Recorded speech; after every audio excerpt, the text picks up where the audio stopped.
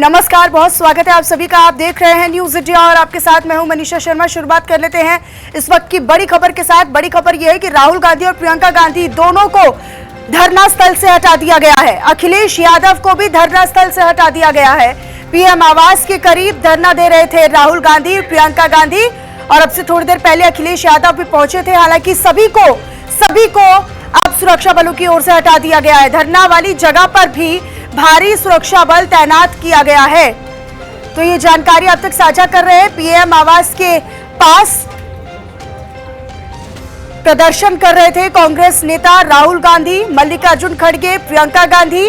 उनसे मुलाकात करने के लिए, उनसे संवाद करने के लिए केंद्रीय मंत्री जितेंद्र सिंह भी वहां पर पहुंचे थे और अब वहां पर अखिलेश यादव पहुंचते हैं, लेकिन अब सभी को हटा दिया गया है। तो पीएम आवास के पास धरना प्रदर्शन में विपक्ष एकजुटता का संदेश दे रहा है, लेकिन सबको हटा दिया गया है अब। और धरने वाली जगह पर भारी पुलिस फोर्स, सुरक्षा बलों की जो तैनाती है वो की गई है, बैरिकेडिंग लगा दी गई है। तो ये जानकारी अब तक साझा कर रहे। धरने वाली जगह पर भारी सुरक्षा बल तैनात किया गया है ताकि फिर से कोई धरना ना शुरू हो।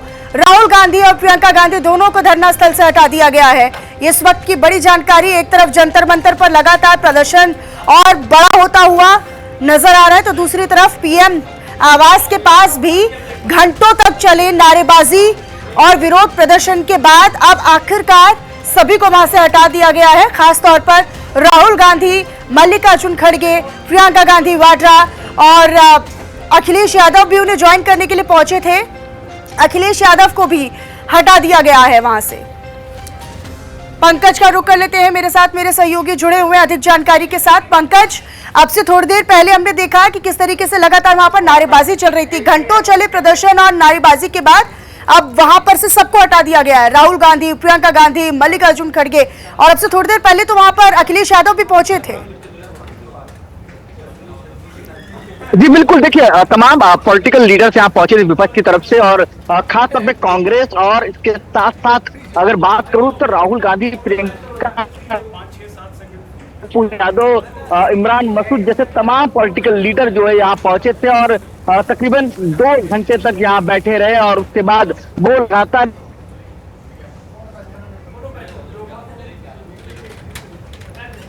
पंकज, क्योंकि लगातार वहां पर धरना दे रहे थे राहुल गांधी, प्रियंका गांधी। मुलाकात करने के लिए केंद्रीय मंत्री जितेंद्र सिंह भी वहां पर पहुंचते हैं। दोनों के बीच में लंबी बातचीत होती है, संवाद होता है, मनाने का प्रयास किया जाता है। हालांकि उसके बाद वो अलग बयान दे देते हैं जितेंद्र सिंह। अब अखिलेश यादव भी वहां पर पहुंचते हैं, लेकिन थोड़ी देर में उन्हें भी वहां से हटा दिया जाता है। बिल्कुल, देखिए लगातार जिस तरह से पिछले कई 2 घंटे तक जो है राहुल गांधी जो है प्रधानमंत्री आवास के पास बैठे रहे, लगातार धरना देते नजर आए और वहां पे खुद तुरंत जब राहुल गांधी वहां पहुंचे उसके कुछ ही मिनटों बाद जो है केंद्रीय राज्य मंत्री जो है पीएमओ के जितेंद्र सिंह वो पहुंचते हैं और वो तमाम राहुल गांधी के साथ साथ तमाम नेताओं से बातचीत करते हैं और उनकी मांगे पूछते हैं और मांग पूछने के बाद वो गृह मंत्री अमित शाह से मुलाकात करने के बाद उन मांग को लेकर चर्चा करते हैं। लेकिन उसके बाद राहुल गांधी उस मांग को मानने से इनकार करते हैं। माफी चाहूंगा, जो मांग रखी थी उससे पलटते हुए नजर आते हैं कि जितेंद्र सिंह का बयान है उसके बाद ये कहते नजर आए हैं कि हम चाहते हैं कि जो धर्मेंद्र प्रधान वो इस्तीफा दे। इसको लेकर फिर जितेंद्र सिंह ने साफ तौर पर कहा कि पहले आपने कुछ और मांग की, आप कुछ और मांग कर रहे हैं। इसको लेकर गतिरोध बढ़ा और उसके बाद अब हमने देखा तस्वीरों में किस तरह अखिलेश यादव पहुंचे, सुप्रिया सुले पहुंची, पप्पू यादव पहुंचे, तमाम पॉलिटिकल लीडर जो है कतार से यहाँ पहुंचना शुरू हो गए। मनोज झा पहुंचे और तमाम लीडर यहाँ पे धरने बैठे और उसके कुछ ही मिनटों बाद जब अखिलेश यादव पहुंचे ही थे उसके बाद कुछ मिनटों बाद तमाम जो डिप्लॉयड पुलिस थी वो वहाँ पहुंचती है और उनको डिटेन कर लेती है। तकरीबन 6 बसों में इन तमाम लीडर्स को डिटेन करके लेके जाती है और अज्ञात जगह भी लेके गई है। लेकिन हाँ, ये जरूर है कि ये तमाम लोग पहुंचे थे राजाजी मार्ग में मल्लिकार्जुन खड़गे के बर्थडे के बहाने तमाम लोग यहाँ मुलाकात पहुंचे और उसके बाद ये है क्योंकि बाजू में ही प्रधानमंत्री आवास का गेट पड़ता है, वो वहां पे जाकर धरने में बैठ जाते हैं। तो ऐसे में एक बड़ा रणनीतिक खेल खेलने की कोशिश जो है कांग्रेस और विपक्ष के नेताओं की तरफ से करते नजर आए। लेकिन जिस तरह से दिल्ली पुलिस ने कार्रवाई की और तमाम पॉलिटिकल लीडर्स को यहाँ से उठा लिया है। फिलहाल वहां पर, क्योंकि ये भी जानकारी मिल रही है पंकज कि वहां पर सुरक्षा बल तैनात है, वहां पर फोर्सेस तैनात की गई हैं, बैरिकेडिंग लगा दी गई है ताकि कोई वहां पर पहुंचे नहीं और इकट्ठा ना हो। क्या सभी को वहां से हटा दिया गया है या अभी हटाया जा रहा है? नहीं, देखिए लगभग तमाम जितने भी लीडर्स जो है कांग्रेस के बैठे थे उन तमाम लोगों को यहाँ से हटा दिया गया। लेकिन हाँ, ये जरूर है कि जो अकबर रोड हो, राजाजी मार्ग हो या इसके अलावा तीन मूर्ति मार्ग हो, तमाम जो मार्ग है उसको पूरी तरह से कॉर्डन ऑफ कर दिया गया है। सिवाय मीडिया और पुलिस के अलावा कोई एंटर नहीं कर सकता। हाँ, ये जरूर है कि राजाजी मार्ग और अकबर रोड के आसपास जो है कांग्रेस तमाम कार्यकर्ता पहुंचे हुए हैं, वो इंतजार कर रहे हैं अंदर जाने को लेकर। लेकिन दिल्ली पुलिस ने पूरी तरह से पैक कर दिया है, किसी को भी आने की अनुमति नहीं दी है। तो ऐसे में एक आशंका थी कि ऐसा ना हो कि तमाम कांग्रेस के कार्यकर्ता भी यहाँ पहुंच जाए, और क्योंकि कुछ ही मीटर दूर जो है प्रधानमंत्री आवास और हाई सिक्योरिटी जोन है, और कुछ उसी बहाने कुछ उपद्रवी जो है समाज तत्व ना घुस जाए, इसको लेकर दिल्ली पुलिस ने तमाम जगहों पर बैरिकेड किया हुआ है। अब इंतजार है जब पूरी तरह से कॉर्डन ऑफ कर दिया जाएगा, या तो वॉश आउट कर दिया जाएगा, पूरा साफ कर दिया जाएगा जो एरिया है, उसके बाद ये रास्ता खुल सकता है। लेकिन अभी हाँ जरूर है कि जो रैपिड एक्शन फोर्स हो या दिल्ली पुलिस हो, वो बड़ी संख्या में यहाँ पे डिप्लॉयड है। पंकज, आपने बताया कि पप्पू यादव यहाँ पर पहुंचे थे, अखिलेश यादव, हमने तस्वीरें भी दिखाई अपने दर्शकों को, और तस्वीरों में हमने देखा कि किस तरीके से एक विपक्ष जो है वो एकजुटता का संदेश देने का प्रयास भी कर रहा था, यहाँ पर एकजुटता दिखाने का प्रयास भी कर रहा था कि हम देखिए सरकार की नीतियों के खिलाफ हम जनता के बीच में पहुंच रहे हैं और जनता की आवाज बन रहे हैं, छात्रों की आवाज बन रहे हैं, सरकार की नीतियों के खिलाफ और सरकार की तानाशाही के खिलाफ। ये नारेबाजी हमने देखा घंटों तलक हुई, लेकिन क्या अब राजनीतिक दबाव बनाने में विपक्ष कामयाब रहेगा? देखिए, अगर आप देखेंगे जिस तरह से पिछले 2 दिनों से जब पार्लियामेंट सेशन शुरुआत हुआ, ऑल पार्टी मीटिंग हुई, उस दिन भी दबाव बनाने की कोशिश की गई थी विपक्ष की तरफ से। उन्होंने कहा कि जो 20 सांसद को आपने मान्यता दी है उसको क्यों इनवाइट किया, तो उसको लेकर उन्होंने बायकॉट कर लिया था। उसके बाद फिर उनकी बातें मानी गई, तो उसके बाद चर्चा हुई।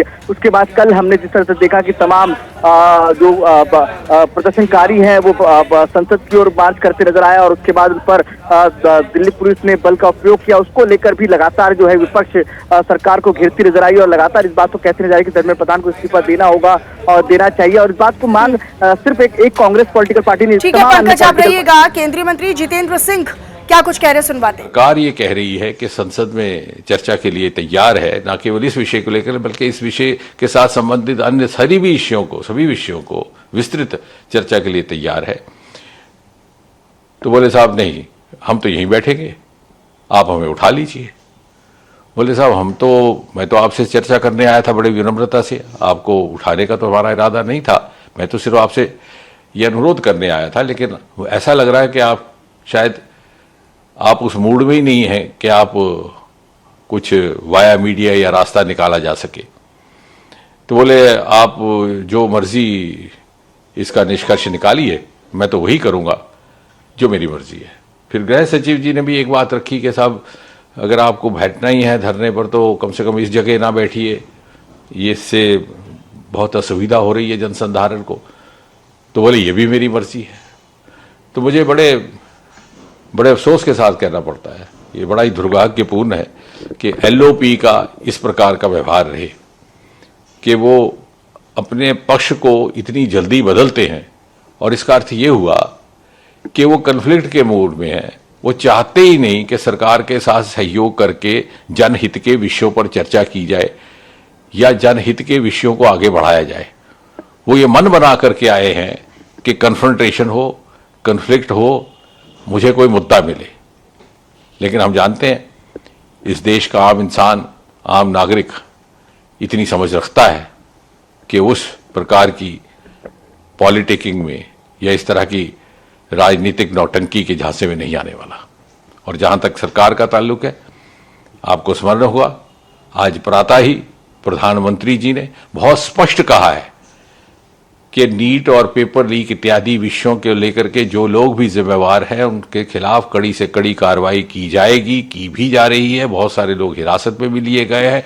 ये एक ऐसा विषय है जिससे लगभग देश का हर प्रदेश मुतासिर हुआ है, प्रभावित हुआ है, और हम अपने बच्चों के साथ अन्याय नहीं होने देंगे, ना ही बर्दाश्त करेंगे। उसके बावजूद भी यदि विपक्ष और नेता प्रतिपक्ष सहयोग करने को तैयार नहीं है तो मुझे विश्वास है देश की जनता देख रही है, जिम्मेवारी उनकी रहेगी। Actually, what happened was that late this afternoon we got to know that the Congress Party National President Shri Mallikarjun Kharge ji and some other senior leaders like Shri Rahul Gandhi, Mrs. Priyanka Gandhi, Shri Venugopal ji, and others had suddenly sat on a dharna. So the government found it appropriate to assign me, and along with me the Union Home Secretary, to go to the spot and try to make them understand not to indulge in an activity like this, and instead they could come to the table, have a talk. When we went there, and very politely, very humbly, I tried to plead before Rahul Gandhi ji that this was not the manner in which he should be indulging, also did not behove a leader of his stature, and the LOP, and also a senior Congress leader. He said yes, he was ready to lift this dharna to. Democracy in India is happening right now. Democracy in India is happening right now. Democracy in India is happening right now. Democracy in India is happening right now.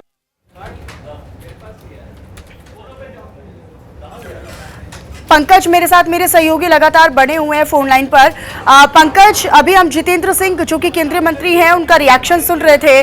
उन्होंने कहा कि मैंने तो समझाने की कोशिश की, मैंने एलओपी यानी राहुल गांधी को बताने की कोशिश की और इसका एक बीच का रास्ता निकालने की बात भी कही, लेकिन राहुल गांधी ने कहा कि जो मेरी मर्जी, जो हमारी मर्जी हम वो करेंगे, हम यहाँ से नहीं उठने वाले हैं, ये उन्होंने कहा। तो एक तरीके से एक जिद्दी पने पर अड़ गए राहुल गांधी और Congress. You are speaking with Pankaj,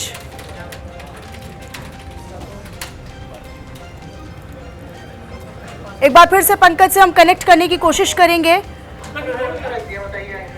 तो प्रदर्शन, हिंसा और घमासान के बीच आज की जो ये गतिविधियां थी दिल्ली की, खास तौर पर अगर हम बात करें, लगातार हिंसक प्रदर्शन। पहले तो बहुत शांतिपूर्ण तरीके से वो प्रदर्शन चल रहा था, लेकिन कुछ समय तक, हालांकि उसके बाद आज जब हमने देखा कि पीएम आवास के पास तमाम राजनीतिक चेहरे, खासतौर पर विपक्ष के चेहरे, राहुल गांधी, अखिलेश यादव, पप्पू यादव, ये तमाम विपक्ष के चेहरे एकजुटता दिखाते हुए और सरकार के खिलाफ आवाज बनने के उद्देश्य के साथ यहाँ पर डटे रहे, लेकिन फिर कुछ देर बाद उन्हें वहां से कॉर्डन ऑफ कर दिया गया, हटा दिया गया। पंकज का रुख कर लेते हैं, एक बार फिर से मेरे साथ कनेक्ट हो चुके हैं। पंकज, आवाज मिल रही है आपको? जी बिल्कुल। पंकज, जितेंद्र सिंह जो कि केंद्रीय मंत्री, अभी हम अपने दर्शकों को सुनवा भी रहे थे, वो ये कह रहे थे कि भाई सरकार के नाते हमने तो बहुत समझाने का प्रयास किया, हमने कहा कि संसद में इसको लेकर चर्चा करने के लिए सरकार तैयार है, एक बीच का रास्ता निकालने के लिए सरकार तैयार है, शांतिपूर्ण तरीके से संवाद के लिए सरकार तैयार है, लेकिन जब वो राहुल गांधी को मनाने के लिए पहुंचे तो राहुल गांधी ने इनकार कर दिया। उन्होंने कहा कि मेरी जो इच्छा वो मैं करूंगा, हम ऐसा ही तरीका समझते हैं और हम यहीं पर बैठे रहेंगे, उठने वाले नहीं हैं।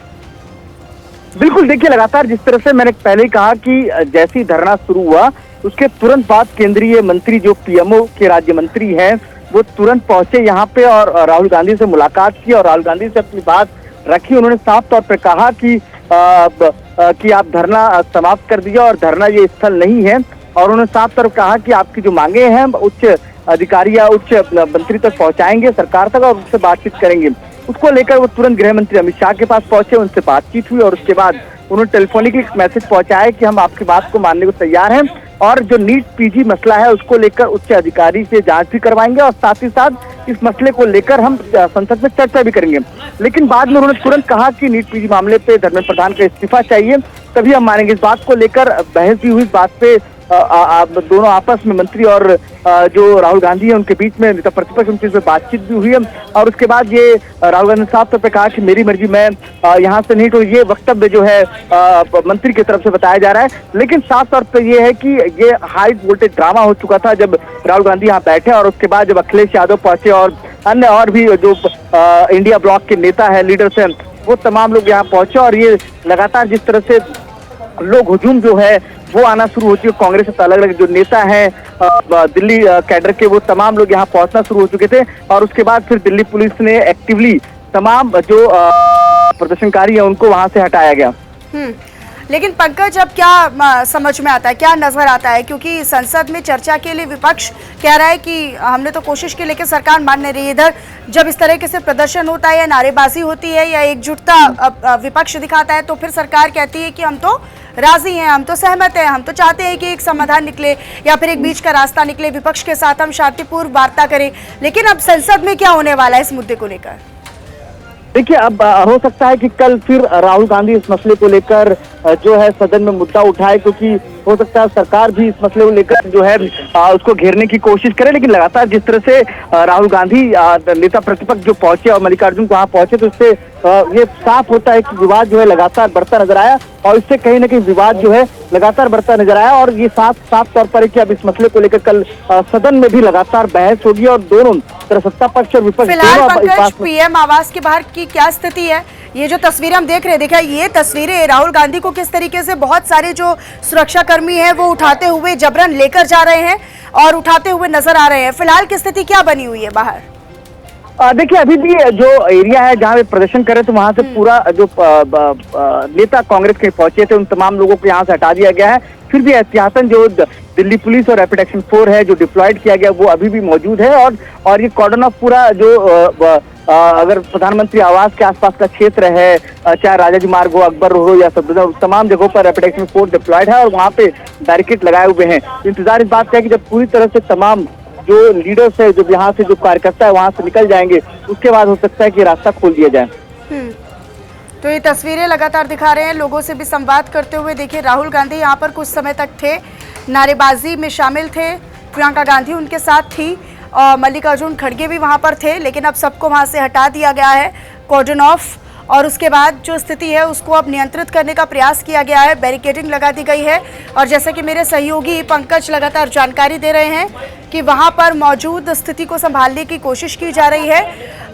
पंकज, अभी क्योंकि हम लगातार ये देख रहे हैं कि लगातार प्रदर्शन जंतर मंतर पर चल रहा है, लेकिन अब वो धरना प्रदर्शन, वो आवाज, वो आक्रोश, वो गुस्सा भले छात्रों का ना होकर वो विपक्ष का हो, क्योंकि लगातार पीएम आवास के बाहर भी हमने देखा कि किस तरीके से प्रदर्शन हुआ, लेकिन जंतर मंतर पर ना जाकर पीएम आवास के बाहर प्रदर्शन करना और उसके बाद अब सरकार ये कह रही है कि भाई आपका पॉलिटिकल एजेंडा है। जितेंद्र सिंह ने भी कहा कि अपनी मनमानी तरीके से जो विपक्ष है, राहुल गांधी है, वो बर्ताव कर रहे हैं और उनकी करनी और कथनी में बहुत बड़ा अंतर हो गया है।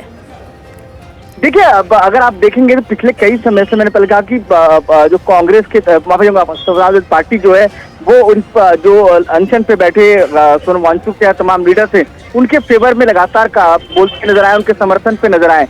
लेकिन जिस तरह से राहुल गांधी ने अपनी एक नई लकीर खींचने की कोशिश की और एक मैसेज देने की कोशिश की कि कांग्रेस अपनी तरफ से अलग तरीके से जंग लड़ेगी और अलग तरीके से जो है धर्मेंद्र प्रधान के इस्तीफे की बात करेगी, तो वो साफ तौर पर नजर आया जब जिस तरह से तमाम कांग्रेस के नेता और उसके साथ इंडिया ब्लॉक के लीडर्स एक साथ एक मंच पर पहुंचे और जैसे ही राहुल गांधी प्रधानमंत्री आवास पहुंचे, उनके साथ साथ प्रधानमंत्री आवास के बाहर पहुंचे, तो साथ साथ तमाम जो लीडर्स थे वो भी पहुंचा और एक मैसेज देने की कोशिश की कि कांग्रेस आज भी एक बड़ी विपक्ष पार्टी है और मजबूती के साथ जनता की आवाज उठाती है। लेकिन लगातार जिस तरह से जब क्योंकि अभी पार्लियामेंट का सेशन चल रहा है, ऐसे में लगातार सवाल खड़े होंगे कि अगर इस तरह से आंदोलन किए जाने हैं, जब आपको धरना प्रदर्शन का जगह दिया गया है तो आपने यहाँ धरना क्यों दिया? ये सवाल है, कई सवाल के जवाब अब आने वाले वक्त में मिलेगा। लेकिन हाँ, ये जरूर है कि राहुल गांधी भी ये कह रही है कि भाई बीजेपी के कहने पर राहुल गांधी को प्रदर्शन में बैठा दिया गया है, तो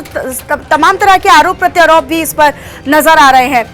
तो देखिए, कॉकरोच जनता पार्टी अपनी नजर आप बनाकर रखिएगा। शुक्रिया पंकज आपका इस तमाम जानकारी को साझा करने के लिए। और ये लगातार जो दिन भर पूरी गतिविधि रही, जंतर मंतर से हटकर अब पूरा जो एक्टिविटी थी, पूरा प्रदर्शन जो था वो पीएम आवास के पास आज देखा गया। कॉकरोच जनता पार्टी के संसद मार्च में हुए लाठीचार्ज पर सियासी लड़ाई अब छिड़ चुकी है। बवाल प्रधानमंत्री के आवास तक पहुंच गया। छात्रों पर हुए लाठीचार्ज के विरोध में राहुल गांधी और प्रियंका गांधी वाड्रा की अगुवाई में कांग्रेस के सांसद पैदल मार्च करते हुए पीएम आवास के करीब तक पहुंच गए। आज पूरे दिन क्या कुछ रहा, एक रिपोर्ट के जरिए आपको दिखाते हैं।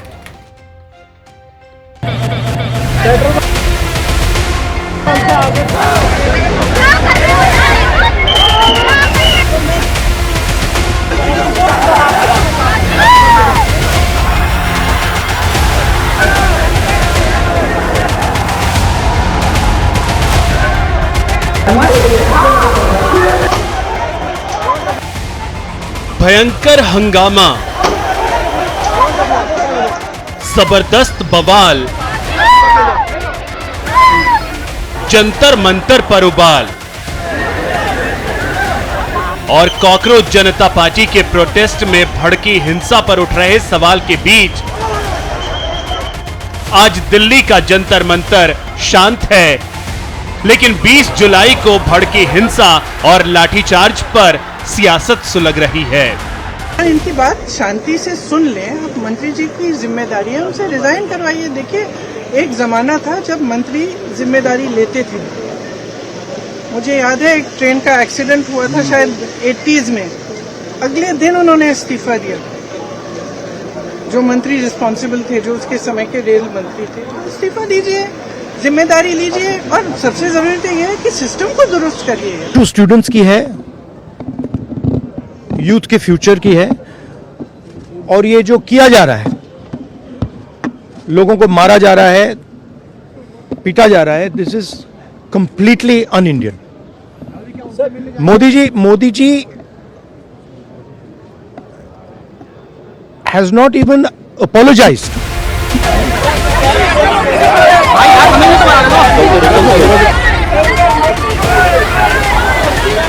कॉकरोच जनता पार्टी के संसद मार्च में छात्रों पर हुए लाठीचार्ज के विरोध में राहुल और प्रियंका गांधी की अगुवाई में कांग्रेसी सांसदों ने पैदल मार्च निकाला, पीएम आवास के पास धरना दिया और शिक्षा मंत्री धर्मेंद्र प्रधान के इस्तीफे की मांग दोहराई। कांग्रेस नेताओं ने इरादा साफ कर दिया कि शिक्षा मंत्री के इस्तीफे तक चुप नहीं बैठेंगे, विरोध की आवाज बुलंद करते रहेंगे। दुर्दैवी घटना हो गई और वो दुर्दैवी घटना में हमारे जो स्टूडेंट्स पेपर लीक और नीट एग्जामिनेशन के बारे में जो आवाज उठा रहे हैं, उनके ऊपर लाठीचार्ज किए, टीयर गैस किए, उनको मारा हॉस्पिटल में सुनना चाहिए।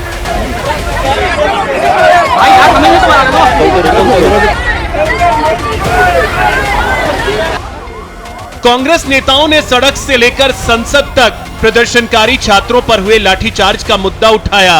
संसद के मॉनसून सत्र के दूसरे दिन की कार्यवाही जैसे ही शुरू हुई, कांग्रेस अध्यक्ष मल्लिकार्जुन खड़गे ने राज्यसभा में पेपर लीक और छात्रों पर हुए लाठीचार्ज का मुद्दा जोर शोर से उठाया। इसी हंगामा, बवाल और सवाल के बीच संसद के दोनों सदनों की कार्यवाही स्थगित कर दी गई। हालांकि इससे पहले प्रधानमंत्री मोदी ने एनडीए संसदीय दल की बैठक में पेपर लीक के मुद्दे पर देश को बड़ा संदेश दिया। पीएम मोदी ने कहा, पेपर लीक घोर पाप है, सरकार ने इस मामले में तुरंत कार्रवाई की और जिम्मेदार लोगों को जवाबदेह ठहराया गया। बैठक में प्रधानमंत्री ने साफ शब्दों में कहा कि इस मामले में शामिल सभी लोगों को गिरफ्तार किया जा चुका है। छात्रों के भविष्य से जुड़ा कोई भी मामला हल्के में नहीं लिया जा सकता। विपक्ष गुमराह करने की कोशिश कर रहा है, बच्चों का राजनीतिक इस्तेमाल नहीं होना चाहिए। ये दलगत राजनीति का विषय नहीं, बच्चों के भविष्य के साथ न खेलें। प्रधानमंत्री जी ने यह भी कहा कि पेपर लीक सिर्फ एक राज्य का मामला नहीं है, सिर्फ केंद्र सरकार का मामला नहीं, पूरा देश का हर एक राज्य में जहां जहां पेपर लीक करने में जो लोग लिप्त हैं, जो लोग इस धंधे में इन्वॉल्व है, जिन्होंने काम इस तरह का घिनौना किया है, पाप काम किया है, उनको सजा देने के लिए सब एकजुट होना चाहिए। ये कोई दलगत राजनीति का विषय नहीं है, ये देश का विषय है और युवाओं का भविष्य के साथ कोई खिलवाड़ नहीं होने के लिए और खिलवाड़ नहीं करने देने के लिए शक्ति से कदम भी उठाए, सजा भी दे दोषियों को और फिर फुल प्रूफ सिस्टम काम जो अभी कर रहे हैं उसमें भी सब मिल करके करें। प्रधानमंत्री ने भरोसा दिया है कि छात्रों के हित से खिलवाड़ नहीं होने देंगे, आगे पेपर लीक न हो इसके लिए सख्त कदम उठाएंगे। लेकिन जंतर मंतर पर धरना प्रदर्शन कर रही कॉकरोच जनता पार्टी शिक्षा मंत्री धर्मेंद्र प्रधान के इस्तीफे पर अड़ी है। सीजेपी की मांग है शिक्षा मंत्री धर्मेंद्र प्रधान का इस्तीफा हो, सोनम वांगचुक को अस्पताल से फौरन छोड़ा जाए। पेपर लीक के कारण आत्महत्या करने वाले परीक्षार्थियों के परिवारों को 1 करोड़ का मुआवजा मिले। इस घोर पाप का घोर पापी कौन है? धर्मेंद्र प्रधान है। जब उसका इस्तीफा हम लोग मांग रहे थे तो नरेंद्र मोदी ने लाठियां बरसाई, टीयर गैस बरसाया स्टूडेंट्स पर। तो ये भाषण से नहीं चलेगा। प्रधानमंत्री को धर्मेंद्र प्रधान को हटाना पड़ेगा।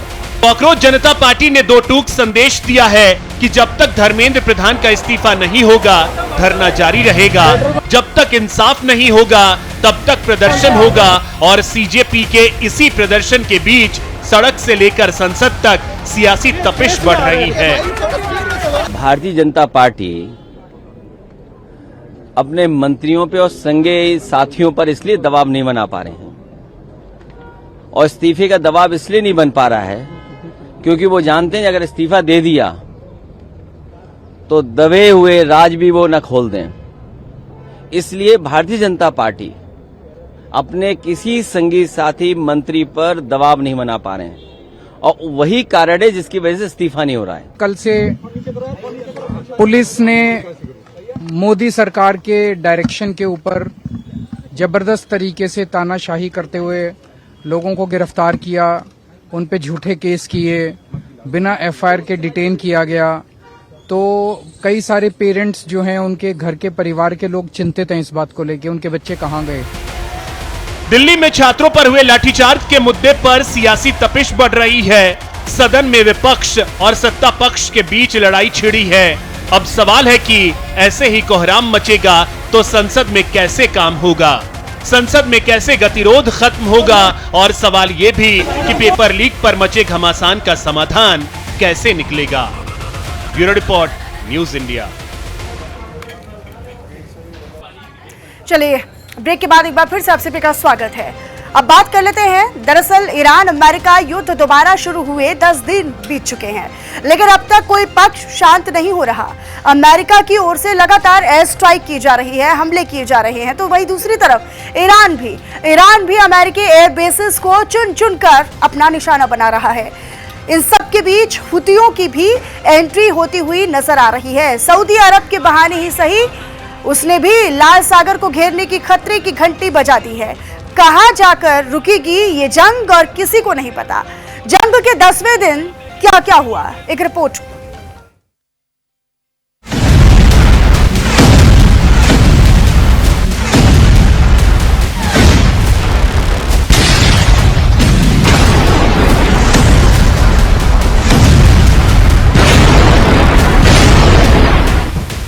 अमेरिका और ईरान के बीच लगातार 10वें दिन भयंकर बम बरसे। अब दानान, बंदर अब्बास, बंदर लेंगे, बुशहर, चाबहार, केश्म, सिरिक, शिराज और कोनारा जोरदार विस्फोटों की आवाजों से दहल गए। 9 शहरों से धुएं का गुबार उठता दिखा, चीख पुकार मच गई। इन शहरों में बिजली गायब हो गई, कई जगह सड़कें टूट गई, सायरन बजते सुने गए। अमेरिका के हमलों के बाद ईरान ने भी जवाबी कार्रवाई की। ईरानी सेना का दावा है उसने कुवैत में स्थित कैंप अरिकजान, कैंप अल अदीरी और अहमद अल जावेर एयरबेस में अमेरिकी मिसाइलों और रडार सिस्टम को निशाना बनाया। ईरान ने दावा किया है उसने बहरीन में स्थित अमेरिकी सैन्य अड्डे शेख ईसा बेस को भी ड्रोन से निशाना बनाया।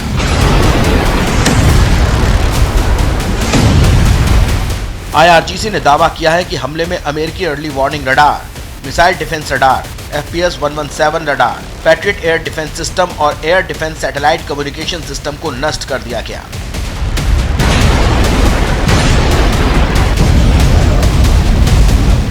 अमेरिका ने मान लिया है कि ईरान के जवाबी हमलों में उसके करीब 100 सैनिक घायल हुए हैं। पेंटागन के प्रवक्ता सील पार्नेल ने इसकी जानकारी दी। लिहाजा अमेरिकी राष्ट्रपति डोनाल्ड ट्रंप ने ईरान को कड़ी चेतावनी दी है। उन्होंने कहा है, हाल ही के दिनों में 3 अमेरिकी सैनिकों की मौत के लिए ईरान को कई गुना बड़ी कीमत चुकानी पड़ेगी। अमेरिका अपने सैनिकों पर हुए हमलों का जवाब देने के लिए हर जरूरी कदम उठाएगा। उधर ईरान समर्थित हूदी विद्रोहियों ने अमेरिका के दोस्त सऊदी अरब के खिलाफ समुद्री नाकेबंदी का ऐलान किया है। हूतियों ने चेतावनी दी है कि वे लाल सागर में जहाजों की आवाजाही को ब्लॉक कर देंगे। यानी अगर हूती बॉब अल मंदेब स्ट्रेट बंद कर देते हैं तो इसका नुकसान दुनिया भर को हो सकता है। 10 दिनों से बमों की बरसात। अमेरिकी विदेश विभाग ने दुनिया भर में मौजूद अपने नागरिकों के लिए ग्लोबल सिक्योरिटी अलर्ट जारी किया है। अमेरिका ने कहा है कि सुरक्षा स्थिति कभी भी बिगड़ सकती है, इसलिए अतिरिक्त सतर्कता बरती जाए और मिडिल ईस्ट की यात्रा से पहले जोखिम का आकलन किया जाए। रिपोर्ट के मुताबिक कतर, मिस्र और पाकिस्तान समेत कई देशों ने अमेरिका और ईरान के बीच 10 दिन के सीज फायर का प्रस्ताव दिया है। दोनों देशों ने अभी इसे मंजूरी नहीं दी है और हमले जारी हैं, क्योंकि जॉर्डन में ईरानी मिसाइल हमले में अमेरिकी सैनिकों की मौत के बाद सीज फायर की कोशिशों को झटका लगा था। अमेरिकी अधिकारियों ने कहा कि ईरान के खिलाफ हमले तब तक जारी रहेंगे जब तक ट्रंप इन्हें रोकने का फैसला नहीं करते, यानी ये हमले फिलहाल रुकने वाले नहीं हैं। इस बीच एक बड़ा अपडेट अपने दर्शकों तक साझा करते हैं, वो ये कि ईरान के हमलों के खिलाफ यूएन पहुंचा है कतर। ये बड़ी जानकारी है। कतर ने ईरान के हमलों से हुए नुकसान पर मुआवजा मांगा है। मुआवजे की मांग की है। 7, 12 और 17 जुलाई को कतर पर मिसाइल से हमले किए गए थे और अब हुए नुकसान को लेकर यूएन पहुंचा है कतर। मुआवजे की मांग को लेकर भरपाई की जाए, मुआवजा दिया जाए, जितना नुकसान हुआ उसका आकलन किया जाए। तो कतर अब यूएन पहुंचा है। तो ये जानकारी, ईरान के हमलों के खिलाफ कतर जो है वो यूएन जा पहुंचा है और यूएन पहुंचकर अब मुआवजे की मांग हो रही है। कतर ने ईरान के हमलों से हुए नुकसान पर कहा है कि भुगतान तो किया जाए, भरपाई तो की जाए, मुआवजा तो दिया जाए। 7, 12 और 17 जुलाई को हुए हमलों के बाद जो नुकसान हुआ, नुकसान को लेकर, उसके मुआवजे की मांग को लेकर यूएन पहुंचा है कतर। तो ये जानकारी आप तक साझा कर रहे हैं। ये बड़ा अपडेट है।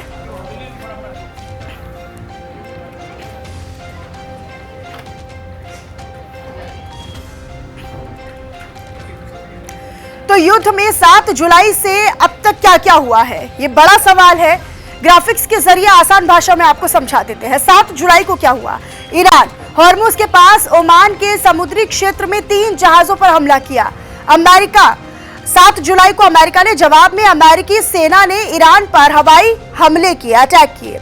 8 जुलाई पर आइए, ये पूरी टाइमलाइन आपको बता रहे हैं सिलसिलेवार तरीके से, डेट वाइज तरीके से। 8 जुलाई को ईरान, बहरीन और कुवैत में अमेरिकी सेना के 85 ठिकानों को निशाना बनाया, उन्हें टारगेट किया। अमेरिका ने क्या किया? अमेरिका के ईरान पर 90 हमले और ट्रंप ने कहा कि समझौता अब खत्म हो चुका है, समझौते का कोई मतलब नहीं है। 8 जुलाई की बात। 7 और 8, अब आगे आइए 12 जुलाई को। 12 जुलाई को क्या हुआ? ईरान की तरफ से हॉर्मुज स्ट्रेट बंद करने का ऐलान ईरान की ओर से कर दिया गया। अमेरिका ने क्या किया? 12 जुलाई को हॉर्मुज पर हमारा कंट्रोल, ये कहा और ईरानी जहाजों की नाकाबंदी कर दी पूरी तरीके से। 14 जुलाई पर आइए, टाइमलाइन आगे बढ़ती जा रही है। देखिए 12, 7, 8, 12 और अब 14 जुलाई। 14 जुलाई को ईरान की तरफ से क्या हुआ? 2 बड़े तेल टैंकरों को टारगेट किया गया, निशाना बनाया गया। तो अमेरिका भी चुप नहीं, अमेरिका ने रात भर ईरान पर हमले जारी रखे। इसके बाद 14 के बाद आइए 17 जुलाई पर। 17 जुलाई को क्या हुआ वो भी आपको बताते हैं। 17 जुलाई को ईरान ने क्या किया? कुवैत में मीठा बनाने वाले प्लांट पर अटैक किया, उस पर हमला हुआ। जॉर्डन में 2 यूएस सैनिक मार गिराए जाने का दावा भी ईरान की ओर से किया गया। अमेरिका ने क्या किया? बंदर अब्बास, बंदर लेंगे और बुशहर, चाबहार, केश, सिरीक, शिराज एयर स्ट्राइक की। इन जगहों पर जो एयर स्ट्राइक है वो की। तो ये टाइमलाइन जो है वो आगे बढ़ती है। अब 18 जुलाई पर आइए। 18 जुलाई पर ईरान में क्या हुआ? ईरान के हमलों में इराक में एक अमेरिकी सैनिक की जान चली गई, एक अमेरिकी सैनिक की मौत हो गई अमेरिका में। और अमेरिका की तरफ से जो पूरी गतिविधि हुई वो ये थी, 18 जुलाई को अमेरिका में होर्मुज़गान चाबहार में अमेरिकी हमले हुए। 20 जुलाई पर आई, 18 के बाद 17, 18 और अब 20 जुलाई। 20 जुलाई पर ईरान में अमेरिका के साथ शांति समझौता तोड़ने का ऐलान ईरान की ओर से किया गया। इससे पहले अमेरिका ने पहले ही कह दिया था कि समझौता टूट चुका है। फिर 20 जुलाई को ईरान ने भी अपने शब्दों में साफ कर दिया कि कोई समझौता नहीं है, समझौता तोड़ने का ऐलान ईरान की ओर से कर दिया गया। अमेरिका में बंदर अब्बास, बंदर लेंगे, Bushehr, Chabahar, Qeshm, सिरिक, Siraj air strike की। तो ये पूरा जो टाइमलाइन था, अभी तक क्या क्या हुआ, 7 तारीख से 7 जुलाई से 20 जुलाई तक क्या क्या हुआ, ये विस्तार से आपको जान लेना चाहिए। युद्ध में 7 जुलाई से क्या क्या हुआ वो टाइमलाइन पूरी हमने आपको दिखाई ग्राफिक्स के जरिए, आसान भाषा में, आसान शब्दों में, ताकि आप बेहतर तरीके से और सरल तरीके से उसे समझ पाएं।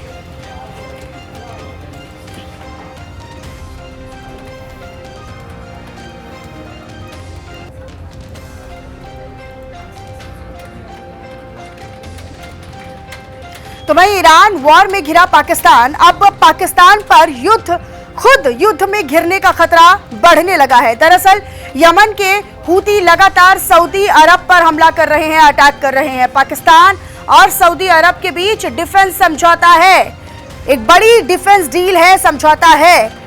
सऊदी अरब पर हमला पाकिस्तान पर हमला माना जाएगा। अगर सऊदी अरब मदद मांगेगा तो पाकिस्तान को लड़ना होगा। जो पाकिस्तान ईरान अमेरिका युद्ध में मध्यस्थता कर रहा था, अब वही पाकिस्तान सऊदी अरब को मना नहीं कर सकता है। डिफेंस समझौते के बाद, डिफेंस डील के अलावा अगर बात करें तो सऊदी अरब के पैसे का प्रेशर पाक पर है, पाकिस्तान पर है। सऊदी ने पाकिस्तान को 3 अरब डॉलर के कर्ज की अवधि बढ़ा दी है। अगर पाकिस्तान ने सऊदी अरब को मना किया, इनकार किया लड़ने से, मदद देने से, तो फिर वो कर्ज किससे मांगेगा? ये पाकिस्तान के आगे एक विडंबना है, बड़ी दुविधा है। इसके अलावा अगर पाकिस्तान युद्ध लड़ता भी है तो वो मुस्लिम देश ईरान के खिलाफ ही युद्ध लड़ेगा, जिसका पाकिस्तान में जमकर विरोध हो रहा है। लोग सड़कों पर हैं, आवाज उठा रहे हैं, नारेबाजी कर रहे हैं, विरोध कर रहे हैं। ईरान और पाकिस्तान की पक्की दोस्ती का क्या होगा, यह बड़ा सवाल बन गया है। इसी बीच ईरान के गृह मंत्री इस्कंदर मोमेनी पाकिस्तान पहुंचे। उनका यह दौरा अब ऐसे वक्त पर हो रहा है, ऐसे समय पर हो रहा है जब पाकिस्तान दोनों देशों के बीच में टूटा हुआ अंतरिम समझौता दोबारा लागू करने की कोशिश में लगा हुआ है। मोमेनी ने पाकिस्तान के सेना प्रमुख फील्ड मार्शल आसिम मुनीर से मुलाकात की और बाद में उनकी प्रधानमंत्री शहबाज शरीफ से भी मुलाकात होने की उम्मीद है। हालांकि इस बैठक में क्या चर्चा हुई, इसकी जानकारी किसी को नहीं दी गई, कोई जानकारी बाहर नहीं आई। पिछले महीने अमेरिका और ईरान के बीच हुआ अंतरिम समझौता अब लगभग पूरी तरह से टूट चुका है। पाकिस्तान दोनों देशों को फिर से बातचीत की मेज पर लाने की कोशिश कर रहा है, लेकिन अब तक ये साफ नहीं किया गया कि नया समझौता कैसे होगा।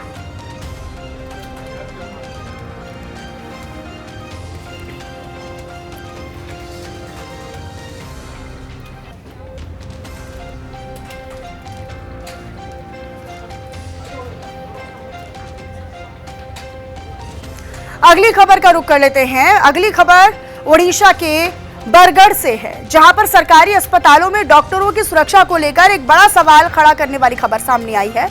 बरगढ़ सामुदायिक स्वास्थ्य केंद्र यानी CHC में देर रात ड्यूटी कर रहे, अपना काम कर रहे एक डॉक्टर पर कथित तौर पर मरीज के परिजन ने हमला कर दिया।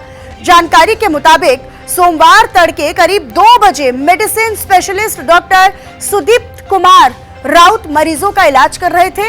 इसी दरमियान एक मरीज के परिजन ने ब्लड प्रेशर जांच में देरी को लेकर नाराजगी व्यक्त की और आरोप ये भी है कि पास में ही रखा स्टूल उठाया और स्टूल उठाकर सीधे डॉक्टर पर हमला कर दिया।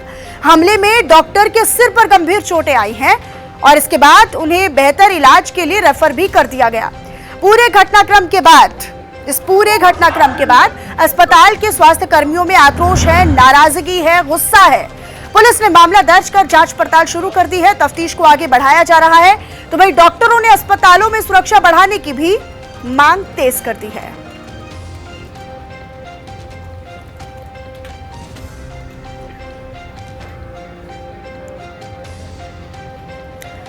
इधर मौसम की बात करते हैं। भारी बारिश की वजह से असम में लगातार हालात जो है वो बेहद गंभीर बने हुए हैं। ब्रह्मपुत्र नदी का जल स्तर लगातार बढ़ता जा रहा है और असम के कई जिले ऐसे हैं जो बाढ़ की चपेट में हैं। जोरहाट, शिवसागर और तेओक समेत कई ऐसे इलाके हैं जहां पर सड़कें पूरी तरीके से जलमग्न हैं। लोग अपने अपने घर छोड़कर राहत शिविरों में शरण लेने को मजबूर हो रहे हैं। ये तस्वीरें भी दिखा रहे हैं, एक रिपोर्ट भी आपको दिखाते हैं।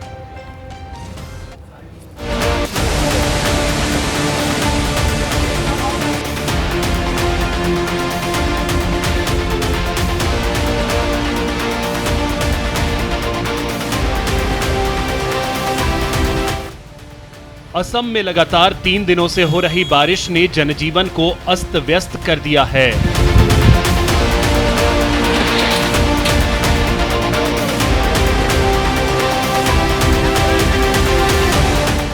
ब्रह्मपुत्र नदी का बढ़ता जल स्तर अब बाढ़ का रूप ले चुका है। असम के कई जिले पानी में डूबे हुए हैं। शिवसागर जिले में अचानक आई बाढ़ ने हालात को और भी गंभीर बना दिया है। कई गांवों का संपर्क टूट गया है। बाढ़ से प्रभावित परिवारों का आरोप है कि पिछले 3 दिनों से वे अपने घर, पशुधन और रोजगार छोड़कर सड़क किनारे खुद बनाए अस्थायी राहत शिविरों में रहने को मजबूर हैं।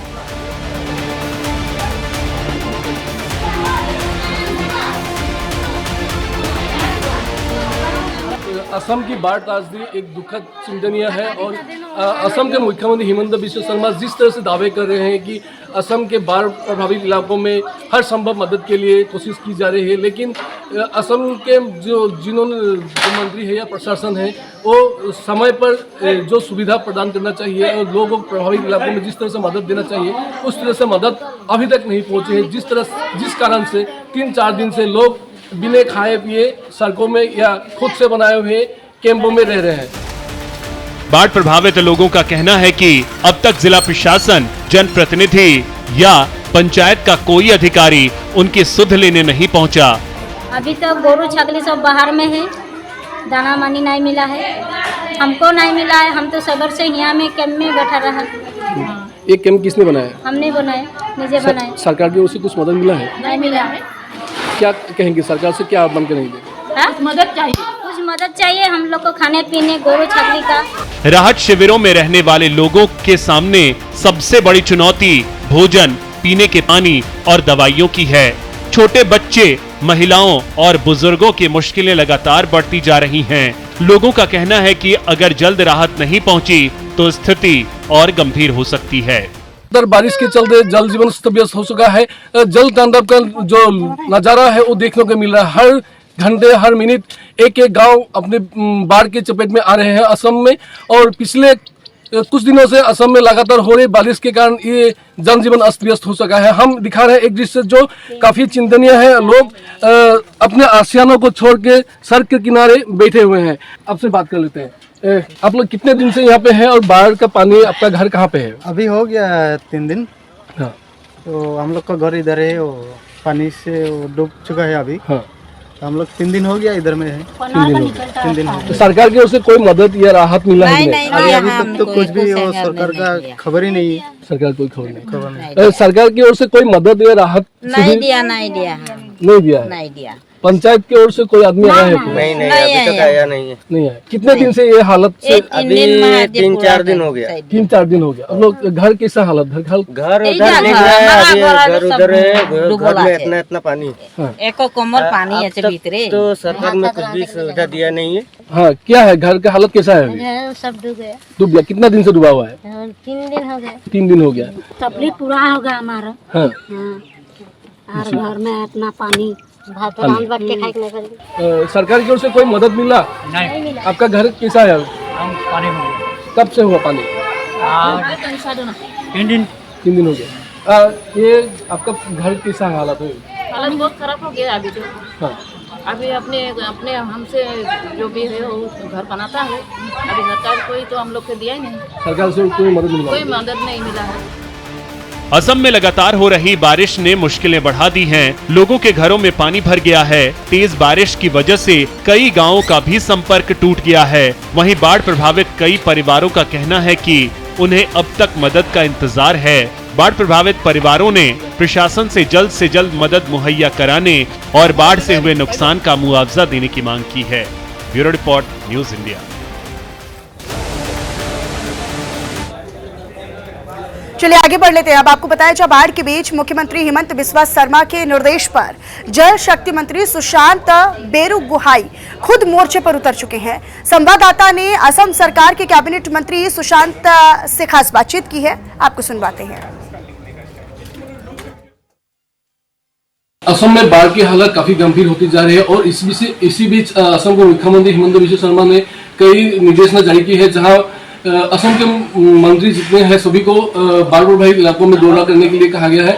हम अभी उपस्थित हैं असम के कैबिनेट मंत्री, जल संपद मंत्री सुशांत बेरुगुहाई के पास और उनसे जानेंगे कि जल संपद मंत्री के तौर पे उन्होंने अब तो जिस तरह से काम कर रहे हैं, बाढ़ प्रभावित इलाके में जिस तरह से आप जा रहे हैं, देख रहे हैं कि कल शाम तक अब प्रभावित इलाकों में घूम रहे थे, ये क्या कहेंगे अभी हालांकि बांध का परिस्थिति बहुत गंभीर है और परिस्थिति गंभीर होने का नाते हम लोग उद्धार अभियान चला रहे हैं। लोगों को पानी से उसी जगह में लाने के लिए कोशिश कर रहे हैं, क्योंकि ऐसा वाला बांध हम लोग का जिला में कभी भी हुआ नहीं था। नागालैंड में क्लाउड बर्स्ट होने का बाद और पानी बारिश होने का बाद गंभीर रूप लिया है और आगे हम लोग सभी को उसी स्थान और हम लोग का जो रिलीफ कैंप है वहाँ ले आने के लिए एनडीआरएफ एसडीआरएफ का सहाय ले रहे हैं। लेकिन अभी भी कई जगह है जहां हम लोग का नाव जा नहीं पा रहे हैं।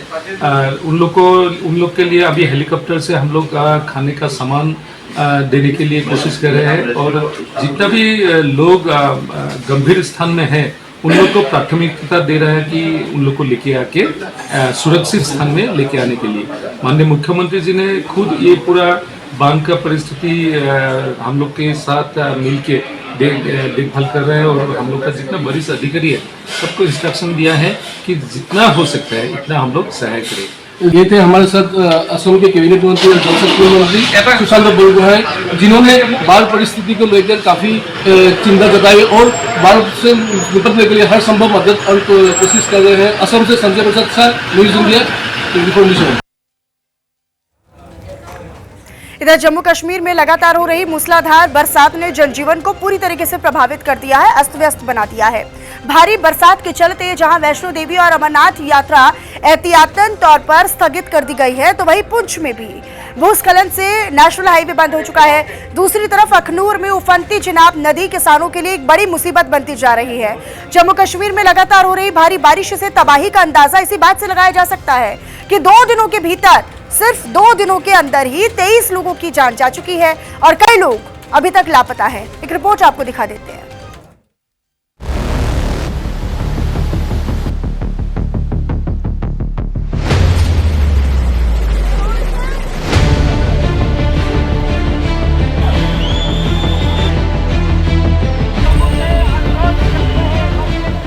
जम्मू कश्मीर में बारिश का कहर थमने का नाम नहीं ले रहा। लगातार हो रही बारिश के चलते कई इलाकों में जनजीवन अस्त व्यस्त हो चुका है। खराब मौसम और सुरक्षा को ध्यान में रखते हुए माता वैष्णो देवी और अमरनाथ यात्रा को फिलहाल स्थगित कर दिया गया है। प्रशासन लगातार हालात पर नजर बनाए हुए है और लोगों से भी सतर्क रहने की अपील की जा रही है। पुंछ जिले में हुई भारी बारिश के चलते जम्मू पुंछ राष्ट्रीय राजमार्ग पर सुरनकोट के मदाना इलाके में भारी भूस्खलन हुआ। पहाड़ से भारी मात्रा में मलबा और पत्थर सड़क पर आ गिरने से नेशनल हाईवे पूरी तरीके से बंद हो गया और वाहनों की आवाजाही ठप हो गई। प्रशासन ने लोगों से मौसम सामान्य होने तक अनावश्यक यात्रा करने से बचने और जारी एडवाइजरी का पालन करने की अपील की है। साफ तौर पर देख सकते हैं फ्लड आने से पूरी रोड कनेक्टिविटी यहाँ पर पूरी तरह से टूट चुकी है। लोगों को जो है काफ़ी दिक्कतों का सामना जो है यहाँ पे करना पड़ रहा है, क्योंकि लगातार फ्लड के कारण जो है काफ़ी गाड़ियाँ जो है इस नदी में बह गई। काफ़ी नुकसान जो है इस इलाके में हुआ है। स्थानीय लोग हैं, उनसे बातचीत करेंगे। सर, कितना नुकसान आपका इस इलाके में? यहाँ पे जो थी वो ज़मीन थी, उसमें हमने करीब 30-40 पेड़ लगाए हुए थे, वो बिल्कुल नहीं रही।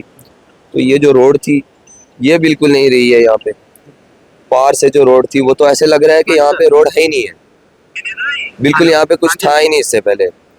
और अभी जो हालात ऐसे हैं कि बिल्कुल लाइट नहीं है यहाँ पे 2-3 दिनों से। हमें तो हमने यहाँ पे इवन ऐसे देखे हैं जैसे कोई पत्थर जा रहा हो। ऐसे ज़्यादा नुकसान हुआ है। उस दिन जब परसों सैलाब आया तो वहाँ आगे तक चला गया, लोगों का बहुत नुकसान हुआ, घरों का नुकसान हुआ और बहुत सारी ज़मीन जो है यहाँ से बह गई। दुकानें और बिहारी लोगों की झुग्गियाँ वगैरह, बहुत सारे लोग जो है घायल हो गए, यानी बहुत नुकसान हुआ उस दिन। अखनूर में हो रही लगातार बारिश की वजह से चिनाब नदी का जलस्तर लगातार बढ़ता जा रहा है। उफनती नदी ने अब रौद्र रूप ले लिया है। बाढ़ के पानी से किसानों की खड़ी फसलें बर्बाद हो रही हैं। स्थानीय लोगों का ये कहना है कि नदी किनारे कई जगह पर सुरक्षा दीवार या तो मौजूद नहीं है या फिर क्षतिग्रस्त हो चुकी है। इसी वजह से हर बार बाढ़ आने पर बड़े पैमाने पर भूमि कटाव होता है और किसानों की सालों की मेहनत कुछ ही घंटों में पानी में समा जाती है। ग्रामीणों ने प्रशासन से स्थायी सुरक्षा इंतजाम करने और प्रभावित किसानों को उचित मुआवजा देने की मांग की है। लगातार चिनाब नदी का जलस्तर बढ़ने के कारण यहाँ पर जो है फ्लड प्रोटेक्शन वाल जो है वो बनाई गई। वो वाल जो है पूरी तरह से यहाँ पर बह चुकी है और लगातार आप देख सकते हैं किस तरह से किसानों की ज़मीनें जो है अब चिनाब दरिया के बीच जो है वो आ रही हैं और लगातार किसान जो है वो काफ़ी परेशान है। कुछ लोग हैं उनसे बातचीत करेंगे। लगातार पहाड़ी इलाकों में बारिश हो रही है, चिनाब नदी का जलस्तर भी बढ़ गया है। आपके गांव में जो है जमीन का कटाव जो है वो हो रहा है, कितने चिंतित किसान नजर आ रहे हैं? सर देखो, चिंता तो आपको पता हमारे से आपको भी होगी, क्योंकि आपने जब देखा है ये चीज़ तो आपको भी नेचुरली आपको है ही है, चाहे 10-20 या 30% है। तो देखिए आप पहले उन्होंने काम ये लगाए हुए हैं जो ये बेसिस ऑफ मनी है सर, ठीक है ना। ये उज्जा तुझा लाख का काम है, तो आप काम देखो जो हुआ अभी तक, और इसका हमें कोई बेनिफिट नहीं। ये काम होता उस नुक्कड़ से शुरू और वहाँ से होता ना, ये रुकनी थी। कम से कम भी अभी तक 24 या 25 कनाल सब जमीन हमारी की है। इसलिए हम यही चाहते हैं गवर्नमेंट से। एमएलए साहब आए जब हमारे पहले भी आए थे, वो 1-2 बार उन्होंने किसी की नहीं सुनी, ना एमएलए ने सुनी ना जो इंजीनियर आए उन्होंने सुनी, जो भी आए ना ठेकेदार ने सुनी, अपनी मर्जी का काम लगाया विदाउट परमिशन। हमारी अगर हमारे सुनते ना, इतना अंतर नहीं अभी तक आ जाता सर। जम्मू कश्मीर के कई इलाकों में लगातार हो रही बारिश ने मुश्किलें बढ़ा दी हैं। कहीं भूस्खलन से सड़कें बंद हैं, तो कहीं बाढ़ किसानों पर आफत बनकर टूट रही है। प्रशासन बाढ़ प्रभावित इलाकों में रेस्क्यू ऑपरेशन चला रहा है, लेकिन मौसम का मिजाज फिलहाल चुनौती बना हुआ है। मौसम विभाग ने आने वाले दिनों में कई इलाकों में भारी बारिश की संभावना जताई है। ऐसे में प्रशासन ने लोगों से सतर्क रहने और बेहद जरूरी होने पर ही यात्रा करने की सलाह दी है। Bureau report, news India. चलिए फिलहाल इन्हीं तमाम बड़ी और अहम खबरों के साथ इस बुलेटिन में इतना ही। आप बने रहिएगा न्यूज इंडिया के साथ। नमस्कार।